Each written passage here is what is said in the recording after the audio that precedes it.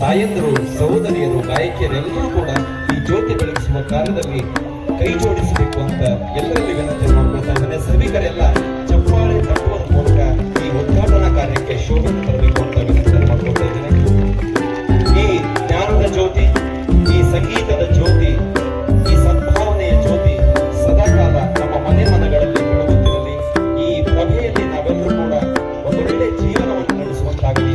ಜೊತೆಗೆ ಈ ಸಂಗೀತದ ಆಸಕ್ತಿ ಕೂಡ ಈ ಜ್ಯೋತಿಯ ಈ ಪ್ರಭೆಯಂತೆ ನಮ್ಮ ಮನದಲ್ಲಿ ಸದಾಕಾಲ ಬೆಳಗುತ್ತಿರಲಿ ಅನ್ನುವಂತ ಸದಾಶಯದೊಂದಿಗೆ ಜ್ಯೋತಿಯನ್ನು ಬೆಳಗಿಸಿ ಉದ್ಘಾಟನೆ ಶ್ರೀ ರವೀಂದ್ರ ಅಮ್ಮನಮ್ಮ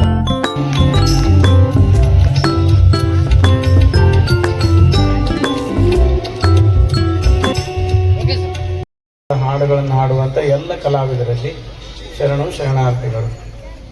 ಇವತ್ತು ಎಸ್ ಜಾನಕಿಯವರು ಇವತ್ತು ಅವರು ಎಂದೂ ಕಣ್ಮರೆಯಾಗದಂಥ ಗಾಯಕಿಯವರು. ಇನ್ನೂ 100 ವರ್ಷ ಹೋದರೂ ಎಸ್ ಜಾನಕಿಯವರು ಎಂದೂ ಕಣ್ಮರೆ ಆಗೋದಿಲ್ಲ. ಯಾಕಂದರೆ ಅವರು ಹಾಡುಗಳನ್ನು ಕೇಳ್ತಾ ಹೋದರೆ ಮನಸ್ಸಿನಲ್ಲಿ ಒಂದು ಸ್ಫೂರ್ತಿ ಬರ್ತೈತೆ ಯಾವಾಗಲೂ. ಮತ್ತು ಎಸ್ ಜಾನಕಿಯವರು ಹೇಳ್ತಾರೆ ನಿಮಗೆ, ಅವರು ಭಾಳ ಆಧ್ಯಾತ್ಮಿಕ ಜೀವಿ, ದೇವರ ಮೇಲೆ ಅಪಾರವಾದಂಥ ಭಕ್ತಿ ಶ್ರದ್ಧೆಯನ್ನಿಟ್ಟವರು. ಆ ತಾಯಿಯನ್ನು ನೋಡಿಬಿಟ್ರೆ ಅಕ್ಕ ಮಹಾದೇವಿ ನೋಡ್ದಂಗೆ ಆಗ್ತಿತ್ತು. ಅಷ್ಟು ಮುಖದಲ್ಲಿ ಚಿತ್ಕಳೆ ಬರ್ತಿತ್ತು. ಯಾಕೆ ಬರ್ತಿತ್ತು ಅಂದರೆ ಆ ತಾಯಿಯಲ್ಲಿ ದೈವಭಕ್ತಿ ಭಾಳ ಇತ್ತು. ತಮಗೊಂದು ವಿಚಾರ ಏನು ಹೇಳಬೇಕು ಅಂತಂದರೆ, ಯಾರು ದಿನನಿತ್ಯದಲ್ಲಿ ಧ್ಯಾನ ಮಾಡ್ತಾರೋ ನಿತ್ಯದಲ್ಲಿ ಧ್ಯಾನ ಮಾಡಬೇಕು, ಮೆಡಿಟೇಷನ್ ಮಾಡಬೇಕು. ಯಾರು ಮಾಡ್ತಾರೋ ಅವರು ಧ್ವನಿಯಲ್ಲಿ ಒಂದು ಮಾಧುರ್ಯ ಬರ್ತದೆ, ಅವರ ಧ್ವನಿಯಲ್ಲಿ ಒಂದು ಮಾಧುರ್ಯ ಬರ್ತದೆ. ಅದಕ್ಕೇನಂತ ಕರೀತಾರೆ, ಡಿವೈನ್ ವಾಯ್ಸ್ ಅಂತ ಕರೀತಾರೆ. ಅದಕ್ಕೊಂದು ಎಲ್ಲರ ಮನಸ್ಸನ್ನು ಸೆರೆ ಹಿಡಿಯುವಂಥ ಒಂದು ಶಕ್ತಿ ಆ ಧ್ವನಿಗೆ ಬರ್ತದೆ. ಅದು ಮೆಡಿಟೇಷನ್ ಮಾಡೋದ್ರಿಂದ ಬರ್ತದೆ. ಅದಕ್ಕೆ ನಮ್ಮ ಜಾನಕಿ ಅವ್ವ ಅವರು ಧ್ವನಿ ಇಷ್ಟೊಂದು ಮಾಧುರ್ಯ ಇರಲಿಕ್ಕೆ ಏನು ಕಾರಣ ಅಂತಂದ್ರೆ, ಅವರು ನಿತ್ಯದಲ್ಲಿ ಅವರು ಧ್ಯಾನ ಮಾಡ್ತಿದ್ರು, ಅಪಾರವಾದಂಥ ದೈವಭಕ್ತಿ ಉಳ್ಳವರಾಗಿದ್ದರು. ದೇವರ ಮೇಲೆ ಇಷ್ಟು ಶ್ರದ್ಧೆ ಭಕ್ತಿ ಇತ್ತು ಆ ತಾಯಿಗೆ, ಅಷ್ಟು ಶ್ರದ್ಧೆ ಭಕ್ತಿ. ನಿಮಗೆ ಇನ್ನೂ ಒಂದು ಮಾತು ಹೇಳ್ತೀನಿ, ಅವ್ರ ಮನೆಯವರ ಮೇಲೆ ಭಾಳ ಭಕ್ತಿ ಇತ್ತು, ಪತಿಭಕ್ತಿ ಭಾಳ ಇತ್ತು ಅವ್ರಿಗೆ. ಎಸ್ ಜಾನಕಿಯವರಿಗೆ ಗಂಡನ ಮೇಲೆ ಅಪಾರವಾದಂಥ ಭಕ್ತಿ ಆ ತಾಯಿಗೆ. ಮತ್ತು ಅವ್ರ ಗಂಡ ಲಿಂಗದೊಳಗೆ ಆದ ಮೇಲೇ ಅವರು ಭಾಳ ಮಾನಸಿಕವಾಗಿ ಕುಗ್ಗಿದ್ರು ಅವರು. ಅದಕ್ಕೆ ಗಂಡ ಅಂತಂದ್ರೆ ಎಷ್ಟು ಅಂತಾರಾಷ್ಟ್ರೀಯ ಮಟ್ಟದ ಖ್ಯಾತಿಯನ್ನು ಪಡೆದಂಥ ತಾಯಿ ಅದು. ಅಂತಾರಾಷ್ಟ್ರೀಯ ಮಟ್ಟದ ಖ್ಯಾತಿಯನ್ನು ಪಡೆದಂಥ ತಾಯಿ, ಅದರ ಗಂಡನ ಮೇಲೆ ಅಪಾರವಾದ ಶ್ರದ್ಧೆ ಭಕ್ತಿಯನ್ನು ಇಟ್ಟುಕೊಂಡಂಥ ತಾಯಿ ಇತ್ತು. ಅದಕ್ಕಾಗಿ ಮನುಷ್ಯನಿಗೆ ಒಂದು ಶಕ್ತಿ ಬೇಕು. ನಮ್ಮಲ್ಲಿ ವಿದ್ಯೆ ಇರ್ತೈತಿ, ಆ ವಿದ್ಯೆ ಜೊತೆಗೆ ಒಂದು ಶಕ್ತಿ ಬೇಕು. ಈಗ ಚಲೋ ಎಲ್ಲ ಮಿಷನ್ ಎಲ್ಲ ಭಾಳ ಚಲೋ ಐತಿ. ಮಿಷನ್ ಚಲೋ ಐತಿ ಅಂದ್ರೆ ಅದಕ್ಕೆ ಇಂಧನನ ಹಾಕಲಿಲ್ಲ ಅಂತಂದ್ರೆ ಮಿಷನ್ ಎಷ್ಟು ಚಲೋ ಇದ್ರೆ ಮುಂದಕ್ಕೆ ಹೋಗಂಗಿಲ್ಲ. ಹಂಗೆ ವಿದ್ಯೆ ಅನ್ನೋದೊಂದು ಮಿಷನ್ ಆದರೆ ಅಂತರಂಗದ ಶಕ್ತಿ ಅನ್ನೋದಕ್ಕೆ ಇಂಧನ ಆಗತ್ತೆ.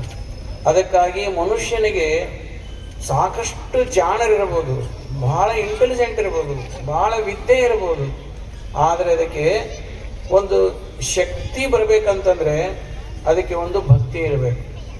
ಯಾರಲ್ಲಿ ಭಕ್ತಿ ಇರ್ತೈತೋ ಅವರಲ್ಲಿ ಅದ್ಭುತವಾದಂಥ ಶಕ್ತಿ ಬರ್ತೈತಿ.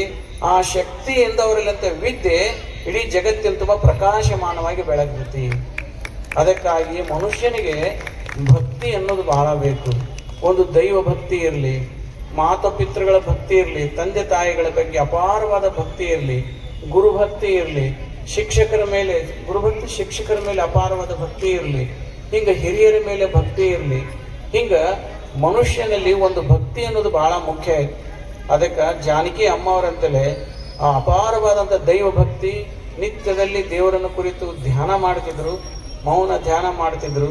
ಆ ಧ್ಯಾನದಿಂದ ಅವರ ಸ್ವರ ಇಷ್ಟು ಮಾಧುರ್ಯವಾಗಿ ಬಂತು. ಇವತ್ತು ಎಸ್ ಪಿ ಬಾಲಸುಬ್ರಹ್ಮಣ್ಯಂ ಅವರಾಗಿರ್ಬೋದು, PV ಶ್ರೀನಿವಾಸ್ ಅವರಾಗಿರ್ಬೋದು, ಇವರೆಲ್ಲ ದೈವ ಭಕ್ತರು. ಇವರೆಲ್ಲ ಆ ದೇವರ ಪೂಜೆಯಿಂದ ಹೊರಗೆ ಬರ್ತಿದ್ದಿಲ್ಲ, ಅಷ್ಟೊಂದು ದೈವ ಭಕ್ತರು ಇವರು. ದೇವರ ಮೇಲೆ ಅಪಾರವಾದ ಶ್ರದ್ಧೆ ಉಳತಕ್ಕಂಥವ್ರು, ಭಕ್ತಿವಂತರು. ಆ ಭಕ್ತಿಯ ಶಕ್ತಿಯಿಂದಲೇ ಇವತ್ತು ಇಡೀ ನಾಡಿನ ತುಂಬ ತಮ್ಮ ಹೆಸರನ್ನ ಅವರು ಪ್ರಕಾಶಮಾನವಾಗಿ ಬೆಳಗಲಿಕ್ಕೆ ಸಾಧ್ಯ ಆಯ್ತು. ಇದು ನಾನು ಹಿನ್ನೆಲೆಯಾಗಿ ಅಧ್ಯಯನ ಮಾಡಿದ್ದೇನೆ.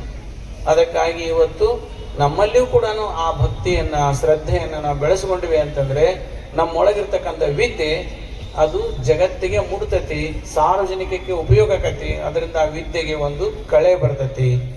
ಅದಕ್ಕೆ ಇವತ್ತಿನ ದಿವಸ ಸುರಸಿಂಧು ಮೆಲೋಡಿ ಎಸ್ತವರು ಏನು ಒಂದು ಈ ಕಾರ್ಯಕ್ರಮವನ್ನು ಮಾಡಿದ್ದಾರೆ. ನಮ್ಮ ಊರಿನಲ್ಲಿ ಇಷ್ಟು ಚಂದ, ಭಾಳ ಚಂದ ಹಾಡ್ತಾವ ಹುಡುಗರು.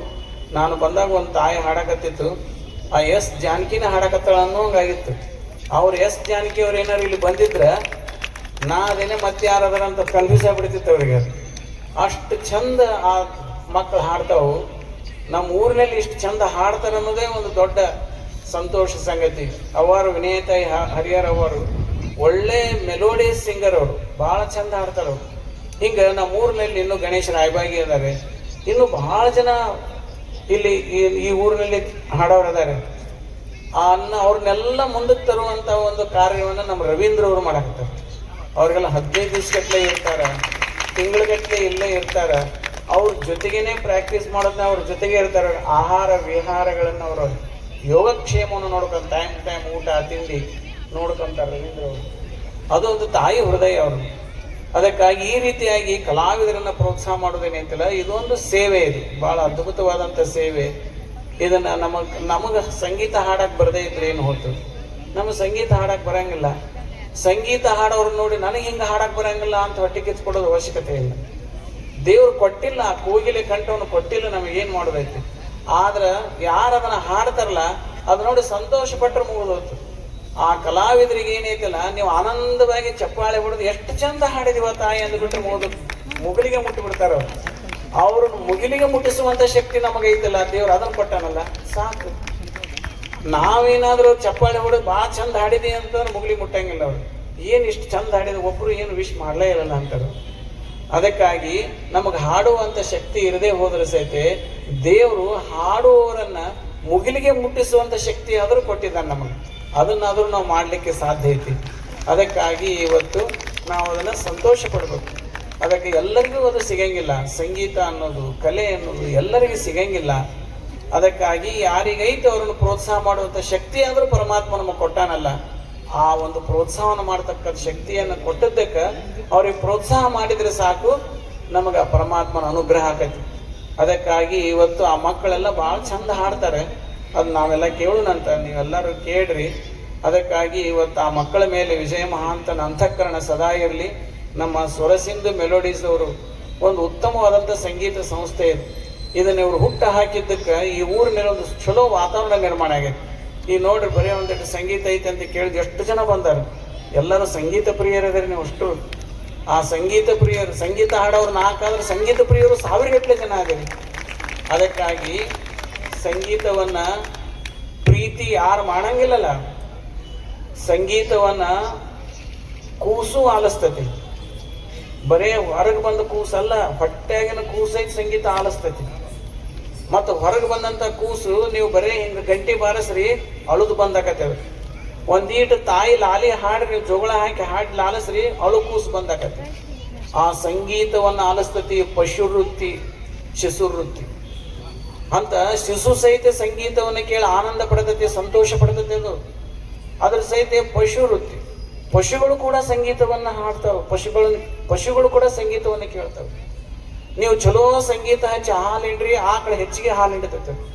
ಚಲೋ ಮೆಲೋಡಿಯಸ್ ಆಗಿ ಹಿಂದೂಸ್ತಾನಿ ಸಂಗೀತ ಹಚ್ಚ್ರಿ, ನೀವು ಟೇಪ್ ರೆಕಾರ್ಡ್ ಹಚ್ಚಿ ಒಂದು ಅರ್ಧ ತಾಸು ಹಚ್ಚಿ ಆ ನಂತರ ನೀವು ಹಾಲು ಹಿಂಡ್ರಿ, ನೀವು ದಿನಕ್ಕಿಂತಲೂ ಹೆಚ್ಚು ಅರ್ಧ ಲೀಟರ್ ಹಾಲು ಹಿಂಡತೈತೆ.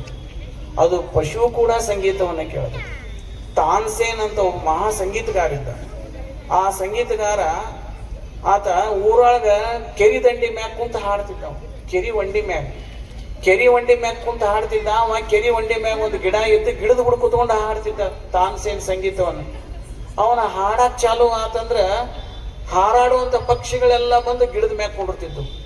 ಸುತ್ತಮುತ್ತ ಹಾರಾಡುವಂಥ ಪಕ್ಷಿಗಳೆಲ್ಲ ಬಂದು ಗಿಡದ ಬುಡ ಕೊಂಡಿರ್ತಿದ್ವು.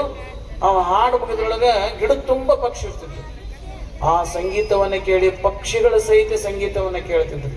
ಅದಕ್ಕಾಗಿ ಸಂಗೀತ ಅನ್ನೋದು ಎಲ್ಲ ಜೀವಿಗಳನ್ನು ಆಕರ್ಷಣೆ ಮಾಡುವಂಥ ಶಕ್ತಿ ಆ ಸಂಗೀತಕ್ಕೈತಿ. ಅದಕ್ಕೆ ಒಬ್ಬ ತತ್ವಜ್ಞಾನಿ ಅರಿಸ್ಟಾಟಲ್ ಅಂತ ತತ್ವಜ್ಞಾನಿ ಹೇಳ್ತಾನೆ, ಯಾರು ಸಂಗೀತವನ್ನ ಪ್ರೇಮಿಸುವುದಿಲ್ಲ ಆ ಮನುಷ್ಯ ರಾಕ್ಷಸ ಅಂತ ಹೇಳ್ತಾರೆ. ಒಬ್ಬ ತತ್ವಜ್ಞಾನಿ ಯಾರಿಗೆ ಸಂಗೀತ ಪ್ರಿಯ ಆಗಂಗಿಲ್ಲ, ಸಂಗೀತ ಅಂದಂದ್ರೆ ಎದ್ದು ಓಡಿಬಿಡುದು, ಅದಕ್ಕೆ ಅವ ರಾಕ್ಷಸ ಕುಲದವನು ಅಂತ ಹೇಳ್ತಾರೆ ಅವ್ರು. ಸಂಗೀತವನ್ನ ಪ್ರೀತಿಸುವನು ಅವನು ದೈವ ಕುಲದವನು ಅಂತ ಹೇಳ್ತಾರೆ. ಅದಕ್ಕಾಗಿ ಅಂತ ಇಷ್ಟು ಮಂದಿ ಇವತ್ತು ದೈವ ಕುಲದವರು ಇದ್ರಿ ನೀವು, ಇವರೆಲ್ಲರೂ ನೀವೆಲ್ಲ ದೈವ ಕುಲ. ಇಷ್ಟು ಮಂದಿ ಯಾರು ನಿಮ್ಗೆ ಒತ್ತಾಯ ಮಾಡಿ ಕರ್ಕೊಂಬಂದಿಲ್ಲ ನಿಮಗೆ ಯಾರು, ಆದ್ರೆ ನೀವೆಲ್ಲರೂ ಸಂಗೀತವನ್ನ ಕೇಳಬೇಕು ಅನ್ನೋಂಥ ಕಾರಣದಿಂದ ಇಷ್ಟು ಸಾವಿರಗಟ್ಟಲೆ ಜನ ಬಂದಿರಲ್ಲ. ಇದು ಈ ನೆಲದ ಭಾಗ್ಯ. ಸಂಗೀತ ಪ್ರಿಯರಿದ್ದಾರೆ. ಸಂಗೀತ ಪ್ರಿಯರು ಎಲ್ಲಿರ್ತಾರೆ ಅಲ್ಲಿ ಮನಸ್ಸು ಉಲ್ಲಾಸದಿಂದ ಇರುತ್ತೆ. ಅವರಲ್ಲಿ ದ್ವೇಷ, ಅಸೂಯೆ, ಕೆಟ್ಟ ಭಾವನೆಗಳು ಇರಂಗಿಲ್ಲ. ಎಲ್ಲರನ್ನ ಪ್ರೇಮಿಸುವ ಭಾವನೆ ಇರ್ತದೆ. ಸಂಗೀತದಿಂದ ಮನಸ್ಸು ಅರಳತತಿ.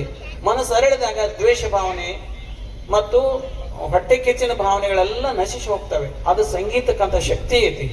ಅದಕ್ಕಾಗಿ ಇಷ್ಟೆಲ್ಲ ನಾವು ನಮ್ಮ ಇಳಕಲ್ಲಿನ ನಗರದ ಎಲ್ಲ ಪೂಜ್ಯ ತಾಯಂದಿರು, ಶರಣರು ಸಂಗೀತ ಪ್ರಿಯರಿದಿರಿ. ಅದಕ್ಕಾಗಿ ನಿಮಗೆಲ್ಲ ಬಸವಾದಿ ಶರಣರ ಅನುಗ್ರಹ ಹಿಂಗೆ ಇರಲಿ.